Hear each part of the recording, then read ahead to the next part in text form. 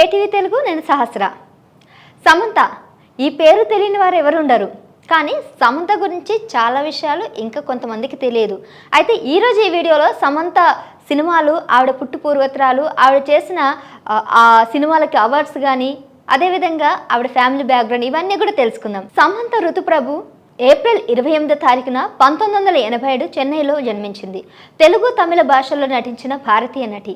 ఈమె పూర్తి పేరు సమంత ఋతుప్రభు.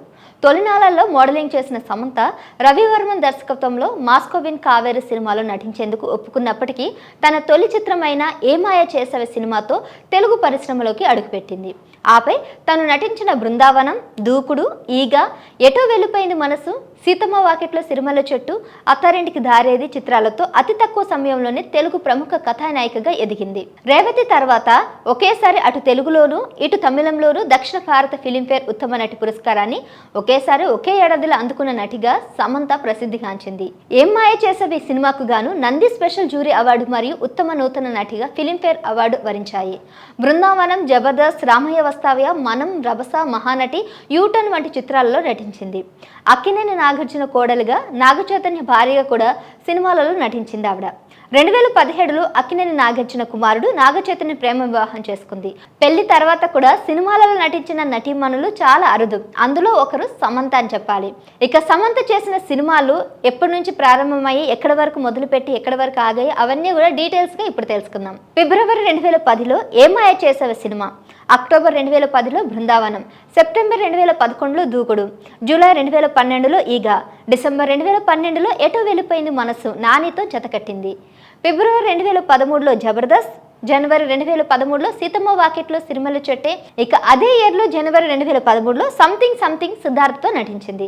అక్టోబర్ 2013లో రామయ్య వస్తావయ్య, సెప్టెంబర్ 2013లో అత్తారింటికి దారేది పవన్ కళ్యాణ్తో కూడా జతకట్టింది. ఇక జనవరి 2014లో అల్లుడు సీను, మే 2014లో మనం సినిమా అక్కినేని కుటుంబంతో కలిసి నటించింది. ఆగస్టు 2014లో సికిందర్, జూన్ 2014లో ఆటోనగర్ సూర్య, మరోసారి నాగ చైతన్యతో కలిసి నటించింది.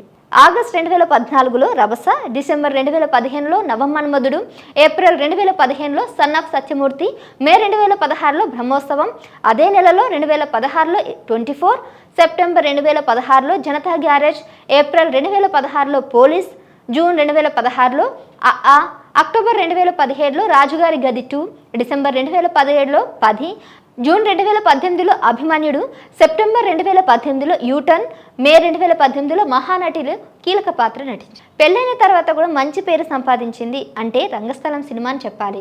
ఈ సినిమా 2018 మార్చిలో రిలీజ్ అయింది. ఆగస్టు 2019లో మన్మధుడు 2, జూలై 2019లో ఓ బేబీ, ఫిబ్రవరి 2019లో సీమరాజా, ఏప్రిల్ 2019లో మజిలీ, ఫిబ్రవరి 2020లో జాను, డిసెంబర్ 2021లో పుష్ప మూవీలో ఐటమ్ సాంగ్ చేసింది. ఏప్రిల్ 22లో కన్మణి కాంబో ఖతీజా, ఈ సినిమాలో నయనతారతో జతకట్టింది. ఇక నవంబర్ 2022లో యశోద ఉమెన్ ఓరియంటెడ్ మూవీలో నటించింది. ఏప్రిల్ 2023లో శాకుంతలం, సెప్టెంబర్ 2023లో ఖుషి, ఈ సినిమా తెలుగులో ఆమె నటించిన చివరి సినిమా అని చెప్పాలి సమంతకు. ఇక ఈ సినిమాలలో సమంతకు వచ్చిన అవార్డ్స్ ఏంటంటే, ఏమాయ చేసే సినిమాకు గాను నంది స్పెషల్ జ్యూరీ అవార్డు వచ్చింది. అదేవిధంగా మహేష్ బాబుతో నటించిన దూకుడు సినిమాకి గాను ఫిలింఫేర్ అవార్డు ఆమె సొంతం చేసుకుంది. ఇక ఫ్యామిలీ విషయానికి వస్తే, అక్టోబర్ 2017 6-7 తేదీలలో సమంత నాగ చైతన్యాల పెళ్లి గోవాలో హిందూ క్రిస్టియన్ సాంప్రదాయాల ప్రకారం ఘనంగా జరిగింది. వీరు టాలీవుడ్ స్టార్ కపుల్స్గా పేరు తెచ్చుకున్నారు. అయితే వారిరువురు అక్టోబర్ 2, 2021 వ్యక్తిగత కారణాలతో విడిపోతున్నట్లు సోషల్ మీడియా వేదికగా తెలిపారు. ఈ విషయాన్ని నాగ చైతన్య ట్విట్టర్ ద్వారా అధికారికంగా ప్రకటించారు. మరోవైపు సమంత సైతం నాగ చైతన్యతో విడిపోతున్నట్లు ఇన్స్టాగ్రామ్లో పోస్ట్ చేసింది. ఎవరి జీవితాన్ని వారు వేర్వేరుగా జీవించేందుకు సిద్ధపడ్డారు. భార్యాభర్తలుగా విడిపోయిన కూడా స్నేహితుల్లా కలిసి ఉంటామని, తమ బంధం అలానే కొనసాగుతుందని కూడా చెప్పారు. విడాకుల విషయాన్ని అధికారికంగా ప్రకటిస్తూ కూడా ఒకే రకమైన ప్రెస్ నోట్ను వదిలారు సోషల్ మీడియాలో. ఇక ఆవిడ కెరియర్, అదేవిధంగా పర్సనల్ లైఫ్ ఈ విధంగా ముగిసింది. సో నెక్స్ట్ అంతా కూడా ఆహా, అదేవిధంగా కొన్ని ఓటీటీ ప్లాట్ఫామ్స్లో ఇప్పుడు బిజీగా ఉంటుంది సమంత. మన నెక్స్ట్ సినిమాలు చేస్తుందా లేదో తెలియదు, ఎందుకంటే ఆవిడ ఫ్యాన్స్ ఎంతగానో ఎదురు చూస్తున్నారు ఆవిడ సినిమా కోసం. మన నెక్స్ట్ సినిమా దేంతో వస్తుందో, ఆవిడ నెక్స్ట్ ప్రాజెక్ట్స్ ఏంటని ఈగర్గా వెయిట్ చేస్తున్నారు కదా.